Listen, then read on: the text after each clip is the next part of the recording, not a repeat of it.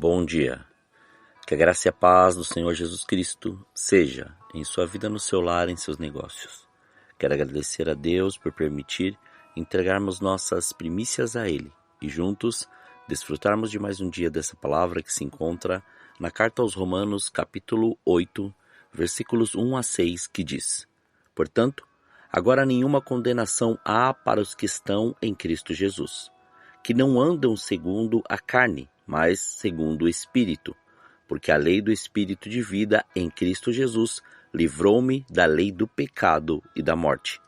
Pois o que era impossível à lei, visto que estava enferma pela carne, Deus o fez, enviando o seu Filho em semelhança do homem pecador, como oferta pelo pecado.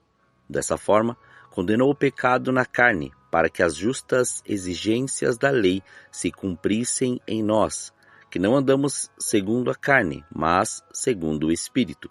Os que vivem segundo a carne inclinam-se para as coisas da carne, mas os que vivem segundo o Espírito para as coisas do Espírito. A inclinação da carne é morte, mas a inclinação do Espírito é vida e paz. Quando o Senhor me levou à leitura desses versículos, me fez refletir sobre as indagações feitas por muitos nessa geração, pois questionam sobre o pecado, ficam presos nele e não compreendem a liberdade e o cumprimento que há em Cristo Jesus. Porque se formos ver o relato de Paulo aos Romanos, ele abertamente fala sobre o não entendimento deles da obra de Cristo e sobre a prisão do pecado por meio da lei da carne. Pois em seu relato diz que o pecado se manifestou diante da lei, pois quando somos ignorantes, ou seja, quando não conhecemos aquilo que nos orienta, não sabemos para onde ir e não compreendemos o pecado. A ignorância ao pecado sempre nos leva a viver tudo o que achamos que somos detentores. E ao não compreender a obra de Jesus na cruz e o seu Santo Espírito, começamos a viver de uma maneira desordenada e sem uma definição de quem somos e qual o nosso propósito. Porque, a partir do momento que começamos a definir nossa identidade, se não percebermos quem somos, tudo que está em nossa volta definirá nossa realidade se acharmos que somos aquilo que Deus não criou. Como hoje vivemos em um período que estão nos levando a acreditar naquilo que não somos, naquilo que desfaz princípios estabelecidos por Deus e nos leva à desorientação de toda a nossa existência. Percebemos o pecado mais atuante diante de uma maneira promíscua de viver, onde tudo deixa de ser verdadeiro para ser questionado por aqueles que não querem viver a vontade de Deus. Isso se dá por causa do pecado, pois a carne combate as coisas que são santas e espirituais. E isso está muito latente hoje, principalmente nas igrejas e por muitos que se dizem cristãos. Entenda, não quero julgar a atitude de ninguém, ou muito menos apontar o dedo, mas se faz necessário dizer que não adianta falar daquilo que não vive.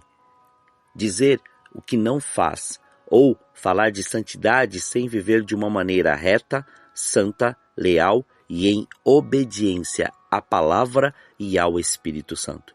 Pois isso sempre será hipocrisia. Como Jesus dizia sobre aqueles sacerdotes e fariseus que falavam tanto da lei e de guardá-la, mas seus corações já estavam corrompidos com as riquezas e prazeres desse mundo.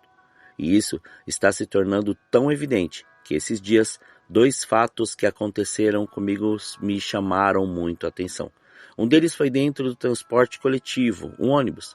Sentei-me ao lado de 2 mulheres e estavam comentando sobre as coisas de Deus e relatando alguns acontecimentos dentro de suas igrejas, até que entre elas saiu o seguinte comentário: todo pastor trai e todo pastor é treinado para mentir. Quando eu vi isso, eu fiquei indignado, tamanha mentira. Mas ao querer puxar a conversa com elas, o Espírito Santo disse: fique quieto e só ouça. Terminei de ouvir o comentário delas, e o Senhor falou comigo o seguinte: você está vendo como estão escandalizando o meu nome para satisfazer as suas vontades? A ignorância de quem sou na vida deles os faz dizer aquilo que não conhecem, pois sou Deus de paz, mas também justiça. E todas as coisas vou julgar, cada palavra será avaliada. Fiquei quieto, e a única coisa que fiz foi orar, para que houvesse um despertamento na mente dessas mulheres. Mas ao analisar este fato, pude perceber que muitos estão vivendo isso. O pecado, uma vez estabelecido, gera uma doença que corrói os ossos e desfaz toda a sanidade, não percebendo que suas atitudes estão levando muitos para fora dos caminhos do Senhor. Outro fato importante, não me remeto a um lugar específico, mas em alguns, o do pecado oculto de líderes espirituais e seus colaboradores, que por algum tempo levavam uma vida de promiscuidade, adultério e impureza, sem ao menos terem o temor do Senhor para que houvesse tal conserto. Mas quando isso veio à tona, muitos ficaram chocados e se afastaram. Não compreenderam o porquê falavam daquilo que não viviam, mas outros ficaram céticos diante do acontecido, a ponto de acharem normal o não confessar o pecado e continuar vivendo dessa maneira. E em ambos os casos, o nome de Jesus foi escandalizado. Pois quando a confissão do pecado e o afastamento, ou seja, ainda que tenha acontecido, houve a consciência e isso gerou o despertar para não fazerem mais. Gerará a consequência do pecado, mas não a permanência nele. Quero concluir dizendo, quando somos envolvidos pelo novo de Deus em nossas vidas, ou seja, nascemos de novo, não tem como permanecer no pecado, pois o Espírito Santo sempre mostrará e revelará quem somos nele. E uma vez que deixamos o Senhor fazer morada em nós através do Espírito Santo, recusamos viver as vontades da carne, dos desejos e de prazeres, a ponto de renunciar tudo por amor ao Senhor. Mas isso tem que ser uma verdade revelada individualmente, pois não adianta eu falar sobre algo e você querer acatar, se não passou pelo crivo do nascer de novo. Porque se for fazer algo sem o entendimento necessário, somente será uma experiência de adaptação e não de transformação. Por isso que o Senhor nos chama para viver uma vida completamente transformada nele, pois como uma amiga da família disse em uma conversa, você já viu alguma borboleta voltar a virar lagarta? Então, não tem como decidir viver a vida de Cristo e depois parar e voltar para o que era, pois o arrependimento e a conversão geram transformação e não adaptação. Hoje temos que decidir, se ainda não houve essa decisão concreta. E para aqueles que decidiram, só tenho a dizer, continuem, perseverem, permaneçam, façam, vivam e não esmureçam, fortaleçam-se no Senhor e na força do seu poder.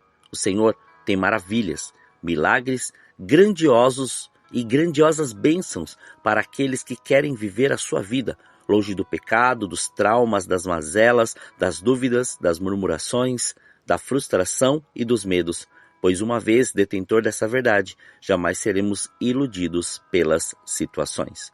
Por isso, o Senhor nos chama mais que vencedores. Ainda que o pecado venha nos procurar todos os dias, o Senhor está em nós e nos dá força e segurança para vencê-lo. Deixe o Espírito Santo te revelar esta paz e esse entendimento para que você viva a boa, agradável e perfeita vontade de Deus. Oremos, Pai, nós te louvamos e te agradecemos. Graças te damos por esse dia. Obrigado pela sua presença, obrigado pelo seu amor, obrigado por este fôlego de vida. Obrigado por nos dar a orientação necessária e cada vez mais revelar a sua palavra na profundidade daquilo que nós conseguimos compreender. Porque cada um, Pai, vai entender conforme, Senhor, a liberação e conforme aquilo que eles estão prontos, Pai, para poder fazer. Então, em nome de Jesus, se uma vez ali, Pai, Cristo já fez tudo novo, nós temos que começar a ter essa compreensão, que agora o Espírito Santo de Deus ele faz morada em nós e que nós possamos fazer ou deixar Ele nos levar a esse entendimento, a esse amor e a essa paz, e viver tudo aquilo que o Senhor preparou para nós nesse tempo. Que venha o seu reino, que manifeste o seu querer, que manifeste a sua graça, a sua glória, porque através da liberdade que nós temos em Ti, Senhor, nós somos mais que vencedores. E nada pode, Senhor, nos deter, porque, Senhor, nós estamos em Ti, e em Ti nós fomos e estamos sendo a cada dia forjados. Muito obrigado. Livra-nos do mal, livra-nos da tentação. Não deixe, Pai, com que nenhum dos Teus filhos viva menos do que a abundância que o Senhor preparou, para que ele compreenda tudo o que tem que ser feito e que cada processo seja entendido e seja compreendido daquilo que eles têm que fazer para Ti, Senhor. Graças Te dou, Senhor. Graças Te damos. Muito obrigado. Consagramos este dia, consagramos nossas vidas, consagramos tudo diante do Seu altar para que o Seu nome continue sendo glorificado, exaltado e engrandecido em tudo o que fizermos. Assim, Pai, oramos agradecidos em nome de Jesus. Amém. Que você tenha um dia abençoado na presença do Senhor. E quem vos fala é o pastor Leandro Araújo de São Paulo, capital. Deus te abençoe grandemente.